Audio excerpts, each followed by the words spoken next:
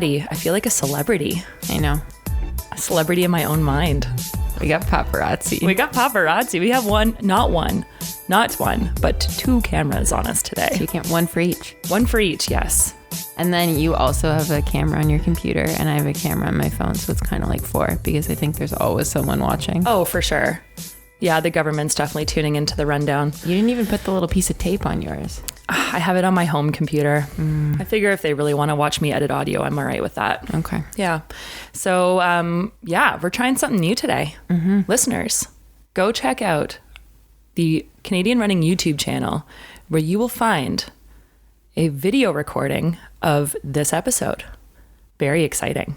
You get to actually see what we look like. I always wondered that. There's some podcasts that I listen to, and I'm like, what do these people look like? Oh, yeah, true. I always thought that about authors. Like when I was reading books as a kid, I wanted to know what those people looked like. Yeah. And the little tiny picture that you find in the jacket usually doesn't do it justice. No, it's true. Yeah. Got to find more candid shots. Anyway, so before we started today, after the craziness of last week, I said to you, man, we're not going to have as much to talk about this week. And then I started putting together the script for this episode, and boy, was I wrong, because there is a lot. There's always stuff to talk about. There's always stuff, even when track is not in session. Crazy. I know. Well, there was a little bit of quasi-track when we get down to our trail section, which I know is a weird mashup, but it's a mixed breed. It is a mixed breed. TTR, baby. But we'll start with one of the R's, the road.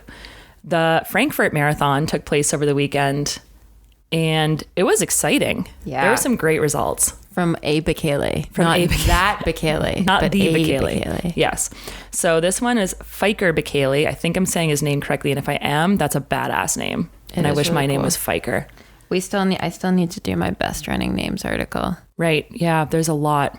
What was the woman that we really liked? Worknesh, yeah. But it's good. this kid at Offset, Joe Fast. Joe Fast. Which sounds like you're just saying like any guy. Fast. Like Joe Blow. Yeah. Except fast. He's like the people's champion. Right. Joe Fast. We got to have him on. I'll try and hunt him down. You should. If you can catch him. This strange woman walking up to him in the middle of like a golf course. Like, Joe Fast, is that you?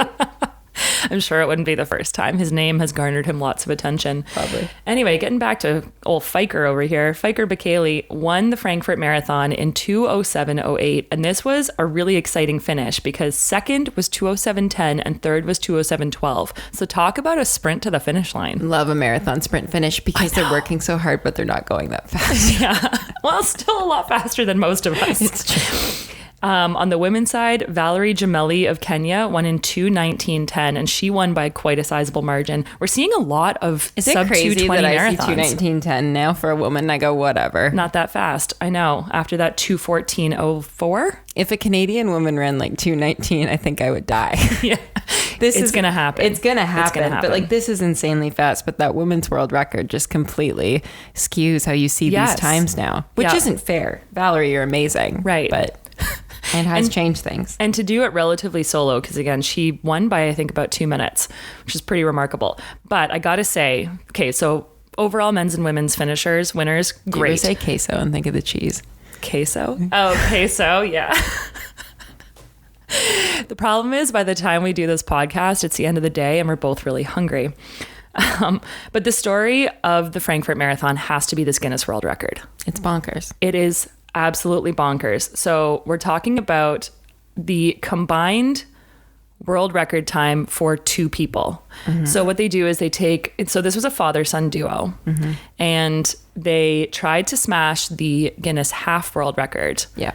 Not that long ago, and were unsuccessful. They just narrowly missed it, so they decided to up the ante and try the full marathon. So basically what happens is both men ran the marathon at the same time, and then the culmination of their 2 times put together is what garnered them the world record. So they ran a combined 4:59:22, smashing the old record by 2 minutes and 50 seconds. But here's how it broke down, which is so much more impressive. The combo is a Irish father-son duo named Tommy and Ian Hughes. Tommy is 59. He was a 1992 Olympic marathoner. He ran a PB of 2:15 in the day, but at 59 years old, Maddy, he ran 2:27 Just going to let that sink in. 2:27.52 over the weekend. I can't believe it. I know. That's nuts. And his son, Ian, ran 2:31.30. Still a great time, but he's getting his butt kicked by his old man. By his dad, I know. He's 34, his dad's 59. The cool thing is these guys are going to be, of course, 35 and 60 next year. And next year is the World Masters Championships here in Toronto. Oh, very cool. Right? So are they going to do it? Yeah, they're going to do it. Awesome. And they're both, well, he's not, Ian isn't, but Tommy's going to try to obliterate the M60 world record in the marathon. And if he can run sub 2:30 at 60 years old or in his 60s, he thinks, it's unofficial, but he thinks he'll become the first human to have run sub 2:30 in 5 consecutive decades of his life. Like, what are we even doing? I don't know. Why did I even come to work today? That's truly nuts. It is truly nuts. Really cool. So way to go, Tommy and Ian. That is a fabulous result. At the Valencia Half-Marathon, Yemif Kejelcha won in a PB of 59:05. Hotly pursued by second and third, who ran 59:07 and 59:09. That's a really fast half marathon. Really fast, and kind of really similar to the result from Frankfurt, where there were 2 seconds in between first and second and in between second and third. So again, sprint finishes. Of course, Kejelcha is coming off of his silver medal at the World Championships 10,000 meter from only 3 weeks ago. Kejelcha is like the only NOP athlete who hasn't seemingly cracked since. That's true. Mr. Salazar cracked. Yes, he did. Well, which is interesting because even like Safan Hassan has said that she's felt like pretty distraught. Right. Which makes sense. I think that's a very normal reaction. Totally. When your coach served a 4-year ban. Now, speaking of Safan, she was going to go after the women's half marathon world record. And by all indications, given that she ran 10,000 meter, 1,500 double for the win at the World Championships. Capable. She was capable. Yeah. But she had, did you watch the video of this? Yeah. She had a hard fall. Yeah, that's a really hard fall. She's also like, there's a long way to go for her. Like she's not a short woman. No, for sure. Yeah.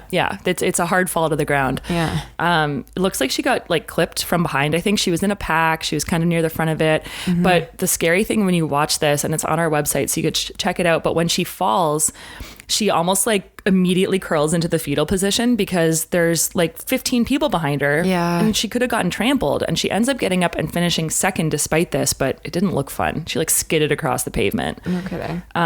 I would love to be able to fall, skid across the pavement, have to recollect myself, and still run a 105.53. Is 105.53 the second fastest women's half marathon of all time? It's up there for sure. No, because she finished second overall. Oh, okay. Like she was second woman. Oh, okay. Yeah. But someone ran a 104 earlier this year, and that would have been the world record. That's right. But for the fact it was a point to point. So this is for sure still one of the fastest half marathons ever. Oh yeah, Kosgei. Yeah. It was Kosgei, Bridget Kosgei. Yep. That all checks out. Yeah, it does. Yeah. Crazy. And finally at the Marine Corps Marathon, this is a good feel-good story. Micheal Wardian ran his first ever marathon in 1996 at the Marine Corps. He lives in DC.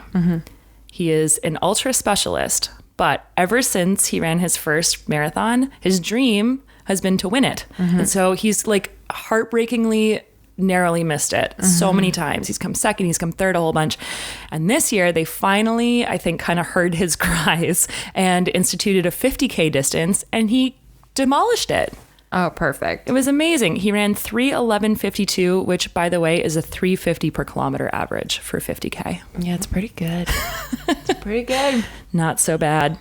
And just because, we talk about this all the time, but ultra runners are totally nuts. Not only did he run this 50K over the weekend, he is now hopping on a plane to go to Asia. He's going to run the Hoka One One Marathon in Hong Kong this coming weekend. Then he's doing the Athens Marathon on November 10th. And then he's flying back to New York to do the NYRR 60K on the 17th of this month of November. That just feels like a hamstring cramp. I can feel my body getting tight after a 50K getting on a plane to Asia. Well, that's it. It's not just the distances. It's the distance covered in getting from race to race. Ooh. Bonkers. Not my thing. But kudos. Yeah. Way to go, Mike Wardian. We're really happy for you. On to the cross-country course. There were a lot of things that happened that made sense to me, and then there were a few things that surprised me. The McGill women beating the Laval women, the 2018 champions. They're going to be really, really legit. Like they have a real chance of podiuming. Like that Laval women's team, it's a serious group of ladies. Yeah. And they beat them. Yeah. It's so cool. Big surprise, eh? Big surprise. The Calgary men were not a surprise. They were strong, obviously. The Laval men, also not a surprise, also very strong. The Dalhousie men were better than I thought they would be. They beat St. FX. So question for you. With the teams that had upsets, were many of them kind of like holding back some of their top athletes? You know how like Lou Stafford didn't race until this weekend? Was that the case? From what I saw, people ran their people. And also, you have to race OUs. There's a rule about racing. If you're going to race CIs, if you're going to race or U Sports? sport, yeah. Yeah. I need to fact check myself on that. Okay. But you have to have, you have to have raced twice in the preseason gotcha. to race U Sport, or you have to race OU to race U Sport, because Lou had to race this weekend. Right. Otherwise, she was ineligible for 2 weeks from now. Gotcha. I believe that's the rule. Okay. But yeah, most teams ran their best people. Danielle Jossinette dropped out of the race at OUA. She's a Guelph runner. And I wonder if she was in shape to finish. She's had injury issues. That's why she didn't finish. But I wonder if she had, they might have given Queens a run for their money. I think that Guelph women's team, if they can get everyone to the line, if they could stage an upset. This McGill team is really strong. UBC women, also very strong. They ran a bunch of women who they hadn't run yet this year at the Can West Championships. So all of this is to say that I have no idea who's going to win nationals. That makes it so exciting. It makes it really exciting. There's a bunch of teams who could do it. I think Queens is still the favorite, but they're no longer a lock like I thought earlier. On the men's side, I would still say Calgary is my favorite. They're probably the closest thing we've got to a given. Yeah. Okay. But there are other very strong teams. They're not untouchable, but I think that's where I would put my money right now, is still the Calgary men. And when are U Sports? 2 weeks from now. 2 weeks from now. Wow. Coming up. I know. It's coming up fast. Cross-country season always goes by so quickly. It does. It kind of really cements where we are in the fall, given that it is almost November. But listeners, go check out Maddy's awesome weekly roundup, the across the country cross-country results, where she brings you all of the updates. Are you going to do predictions? Should we do predictions next week? Next week will be predictions. Okay. Next week will be predictions when I've looked at these results even more closely.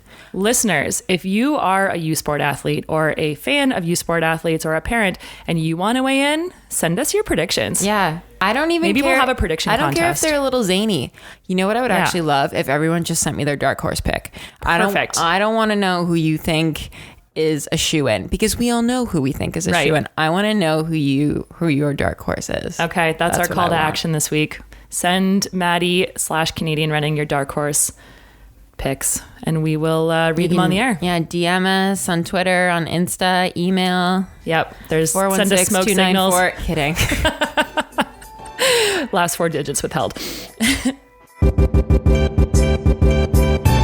Finally, on to the trail. So our first trail result is not really trail, but it's ultra, so we're going to call it trail. It doesn't really fit into a category that we usually have. No. In fact, if anything, it's track, which is weird. Yeah. So we're talking about the 24-hour World Championships in Albi, France. And this sounds like... We talk about forms of torture a lot on this show, and the funny thing is, Maddy, they're usually in the trail section. For example, one of Kate's notes for this story is puked twice, rallied. Which is like what you say at 2 a.m. at a kegger. Right, yep. And you know what? That would be a great article. How ultra races and keggers are very similar. Or a college party and an ultra race, the similarities. Oh, I know what I'm doing tomorrow. Okay. Oh, that's really fun. The food you eat is very similar. Very similar. The response that your body has, what you look like after the fact. There's a lot. There's a lot. Oh my God, post-race or drunk. Oh, yes. Perfect. This is our rundown/brainstorming session. Anyway, this 24-hour race, so it's basically what it sounds like. It's how many kilometers you can cover in 24 hours. The issue with this that makes it sound like a form of torture, in my opinion, is that it's on a 1,500 meter loop. And Woof. We'll attach a picture of this loop because it's on a track. Here, Maddy, have you seen this?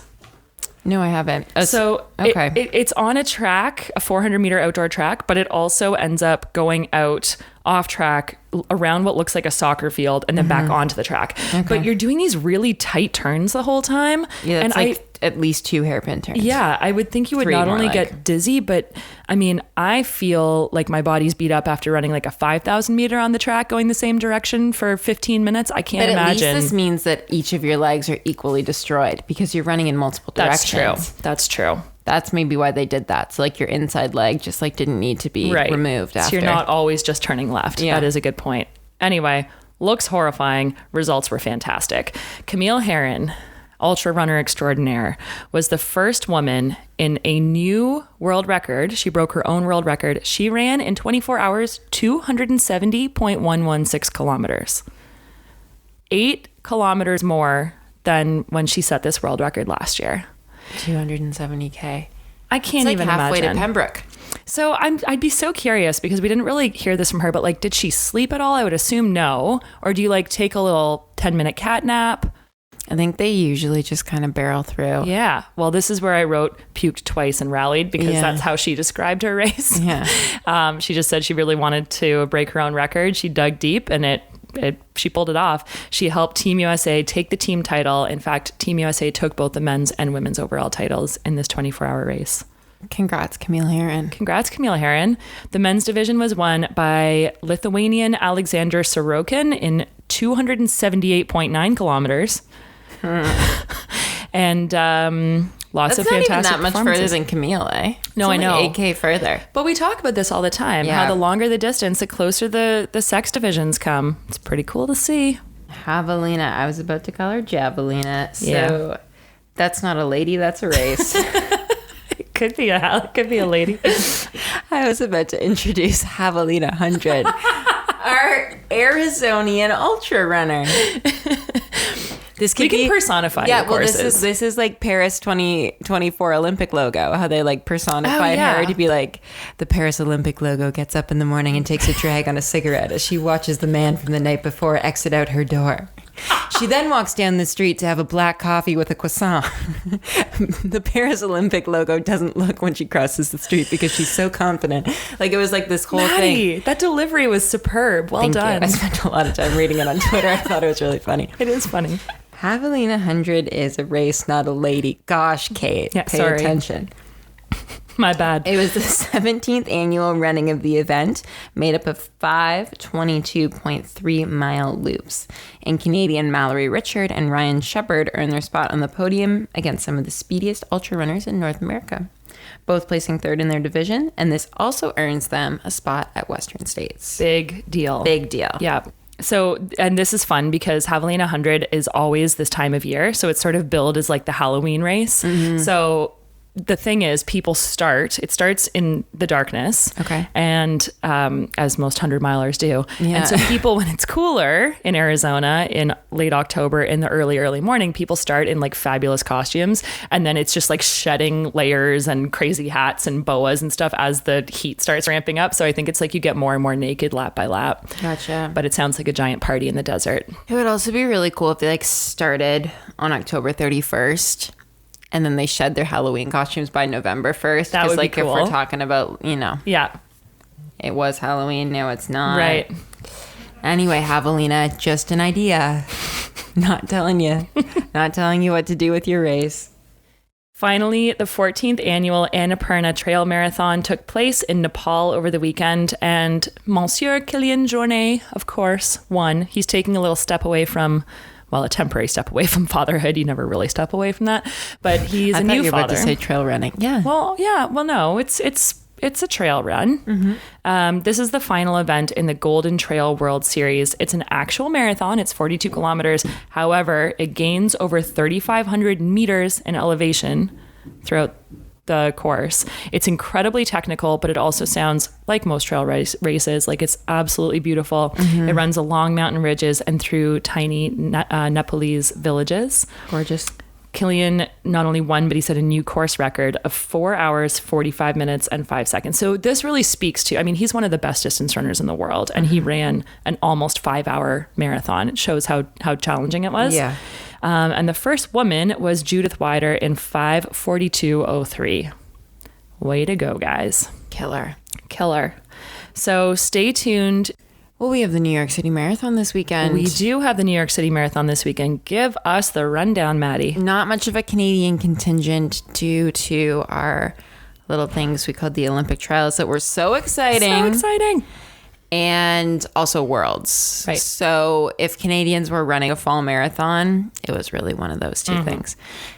But the American race will be super exciting because the window is still open for the Americans to achieve standard for either the Olympics or for their upcoming trials. Right. Because you got 3 months. Yeah. In theory, You could do two. You could do two. Yeah, for sure. Especially if you have to. Especially if you have to. So I would imagine you would do like a shorter build into the trials. Yes, I would think. Because this is almost like a double dip on your fitness situation. Yeah. There is a standard to qualify for the trials to try to qualify for the Olympics. So you actually have to qualify for the U.S. Olympic trials. Do you know what the qualifying standards are? I do. I just looked them up. It's 2:37 for the women and 2:15 for the men. So it's world champs standards. Gotcha. And then that's the A standard, and the B standard is 2:45 for the women and 2:19 for the men. Okay. I imagine you get in with either. Or maybe it's like 2B, 1A. Yeah. The way you used to qualify for the Olympics before they got rid of all that mumbo jumbo. So there's going to be a whole lot of talent on the New York start line this weekend. Allie Kiefer's racing again. That's right. We haven't seen anything from her. Yeah. She said short build didn't go that well, but she thinks it was a blessing in disguise. Oh, any predictions there? Sarah Hall, very interested in, because she just raced Chicago. Or did you not? No, she raced Berlin. Sorry, she raced Berlin. Oh, yeah. So I don't know what her plan is, because Berlin, New York, Olympic trials. That's a lot of marathons in a very short period of time. In like 7 months. Wow. So maybe she's not on the start line, but if she is on the start line, I'm so interested to see what she runs and like what she's got up her sleeve, because that's kind of a bananas plan. Totally. But anyway, that's a story I'm interested in. I'm interested in Allie Kiefer.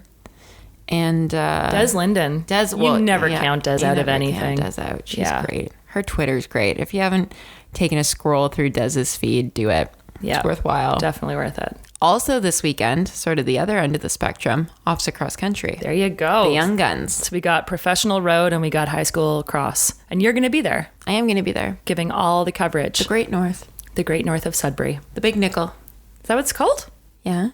That's where the Big Nickel is. Oh. It's literally a big nickel. Yeah. No, I've seen it. Cool. Yeah. Kate is the Big Nickel. Duh. Yeah. So stay tuned to runningmagazine.ca. Stay tuned to our Twitter, Insta, and Facebook pages at Canadian Running, at Shakeout Podcast. We will be bringing you all the results and updates from OFSA, New York, and everything else cool that's happening. Send me your dark horse picks. For the week of October 28th, I'm Kate. And I'm Maddy. We'll talk to you next week.